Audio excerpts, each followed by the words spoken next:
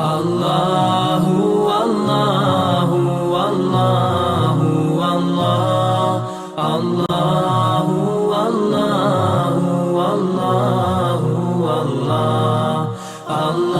اللہ اللہ اللہ اللہ اللہ اللہ اللہ۔ اسی طرح دوسرا مشکل کام پیسہ انسان جب ہی خرچ کرتا ہے دل کھول کے، جب آپ کے دل میں جس کے لیے خرچ کیا جا رہا ہے اس کی محبت اس پیسے سے زیادہ ہو۔ ممکن ہے جس پر آپ خرچ کر رہے ہیں اس کی محبت تو آپ کے دل میں کم ہے، پیسے کی زیادہ ہے، لیکن جس خدا کو خوش کرنے کے لیے کر رہے ہیں اس کی محبت زیادہ ہے۔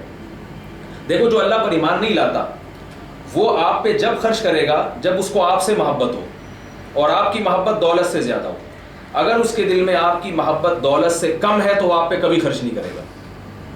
تبھی وہ گرل فرینڈ پہ آج کل خرچ کرنے کا رواج بہت بڑھ گیا ہے، پڑوسیوں پہ خرچ نہیں کیا جاتا، اپنی بیوہ بہنوں پہ خرچ نہیں کیا جاتا، اپنے جو ہے نا بے روزگار بھائی پہ خرچ نہیں کیا جاتا، لیکن کسی سے عشق معاشقہ ہو جائے تو آپ دیکھیں کیسے پیسے لٹاتے ہیں۔ کیوں؟ بھائی سے اتنی محبت نہیں ہے جتنی دولت سے، بہن سے اتنی محبت نہیں ہے جتنی دولت سے، والدین سے اتنی محبت نہیں ہے جتنی دولت سے، اس لیے اس پہ خرچ نہیں کیا جا رہا۔ تو اللہ نے قرآن میں کیا فرمایا کہ ہمارے جو نیک بندے خرچ کرتے ہیں نا، وہ یہ نہیں دیکھتے کہ جس پہ ہم خرچ کر رہے ہیں اس سے ہمیں محبت بھی ہے یا نہیں، وہ یہ دیکھتے ہیں کہ اس پہ خرچ کرنے سے اللہ راضی ہوتا ہے یا نہیں ہوتا۔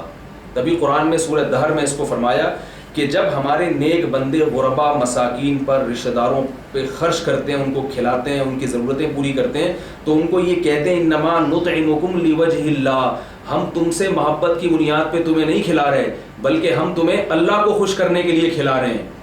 ہماری نظر میں تمہاری اتنی اہمیت نہیں ہے بلکہ کس کی اہمیت ہے؟ اللہ کی اہمیت ہے۔ اللہ کی تم مخلوق ہو، جیسے باپ کی کسی غریب اولاد پہ آپ خرچ کریں تو باپ خوش ہوگا، اگرچہ اس اولاد سے آپ کو محبت نہیں ہے۔ تو الخلق عیال اللہ، مخلوق اللہ کی عیال ہے، گویا اولاد کی طرح ہے۔ باپ کو اولاد سے جیسی محبت ہوتی ہے اللہ کو اپنی مخلوق سے اس سے بھی زیادہ محبت ہے۔ تو ہم تم پہ اس لیے خرچ کر رہے ہیں کہ تمہیں کھلانے سے اور تم پہ خرچ کرنے سے ہمارا رب خوش ہوتا ہے۔ تو اللہ نے فرمایا کہ ان کے دل میں اللہ کی محبت مال کی محبت سے زیادہ ہوتی ہے، اس لیے انہیں سامنے والے سے محبت ہو یا نہ ہو، یہ اللہ کی محبت کو حاصل کرنے کے لیے سامنے والے پر خرچ کرتے ہیں۔ تو یہ جذبہ جب تک نہیں ہوگا انسانیت کے اندر یا کسی قوم میں یا کسی فرد میں، وہ اپنے آپ کو کبھی بھی یہ نہیں کہہ سکتی کہ ہم سیدھے راستے پر چل رہے ہیں۔ یہ ہے وہ سیدھا راستہ جو قرآن مجید بتاتا ہے۔ آگے فرمایا والذین یؤمنون بما انزل الیک وما انزل من قبلک وبالآخرۃ ہم یوقنون۔ اللہ نے غیب کا تذکرہ کرنے کے بعد کہ یہ غیب پر ایمان لاتے ہیں، اس کے بعد دو اعمال کا تذکرہ کیا۔ اب اسی غیب جو یقین ہے، یعنی جو غیب کی باتیں ہیں جو ہمیں نظر نہیں آتی، ان کی جزیات کا بیان ہو رہا ہے کہ غیب میں دو چیزیں بہت اہم ہیں جن پر ان کا ایمان ہوتا ہے۔ ایک کیا ہے کہ یؤمنون بما انزل الیک، اے محمد صلی اللہ علیہ وسلم آپ پر جو کتاب نازل ہوئی یہ اس پر بھی یقین رکھتے ہیں کہ یہ کس کی طرف سے ہے؟ اللہ کی طرف سے۔ سیدھے راستے پر چلنے کے لیے قرآن پر ایمان اس لیے ضروری ہے کہ قرآن کے علاوہ دنیا کی کوئی کتاب نہیں ہے جو آپ کو پورا پورا سیدھا راستہ بتاتی ہو۔ لہذا اگر آپ اس پر نہیں ایمان لائیں گے تو پھر آپ کون سی کتاب پر ایمان لائیں گے جو آپ کو سیدھا راستہ بتائے؟ اور یہ آج بھی دنیا کے سامنے کہ قرآن کی تعلیمات کو اگر آپ ایک طرف رکھیں، یہ دو آیتوں کو ہی رکھ لیں اگر آپ، تو آپ بتائیں دنیا کی کون سا فلاسفر ہے، کون سا سائنسدان ہے، یا کون سا جو ہے نا وہ کالم نگار ہے جس نے کوئی ایسا مضمون لکھا ہو جس میں سیدھے راستے کو اس سے بھی زیادہ اچھی طرح سے ڈیفائن کیا ہو؟ کون ہے دنیا کا ایسا ماہر فلاسفر گزرا ہو جس نے اس سے بھی بہترین فلسفہ پیش کیا ہو؟ تو یہ صرف قرآن ہے جو آپ کو سیدھا راستہ بتاتا ہے۔ اس لیے قرآن نے کیا کہا کہ یؤمنون بما انزل الیک، کہ یہ ایمان رکھتے ہیں اس کتاب پر بھی جو آپ پر نازل ہوئی، وما انزل من قبلک، اور ان تمام کتابوں پر جو محمد صلی اللہ علیہ وسلم سے پہلے پچھلے انبیاء پر نازل ہوئی ہیں۔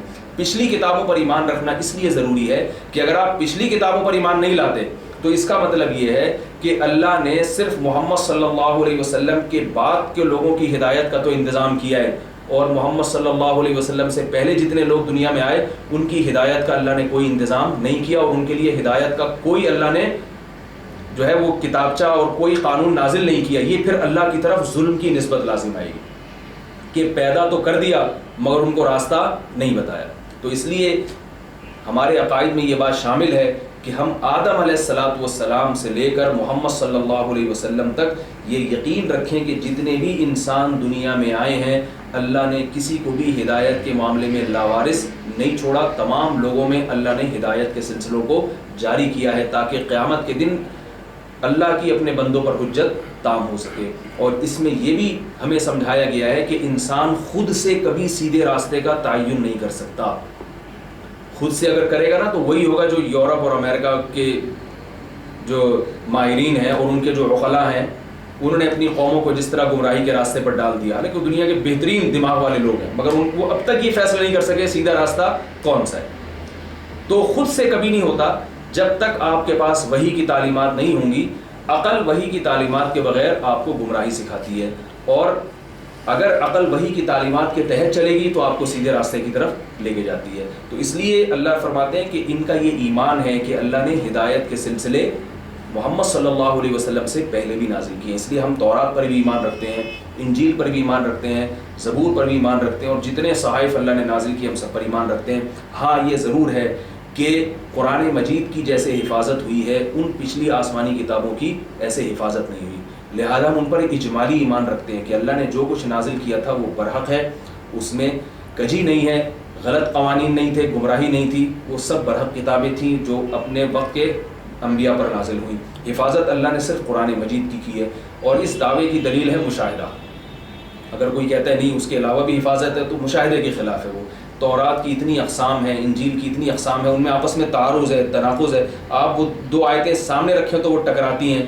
تو یہ کہنا ممکن نہیں ہے کہ تورات کی اسی طرح حفاظت ہوئی ہے جیسی قرآن مجید کی حفاظت ہوئی ہے. یہ بات ایسی ہے جو ان کے ماہرین بھی اس کو تسلیم نہیں کرتے. اللہ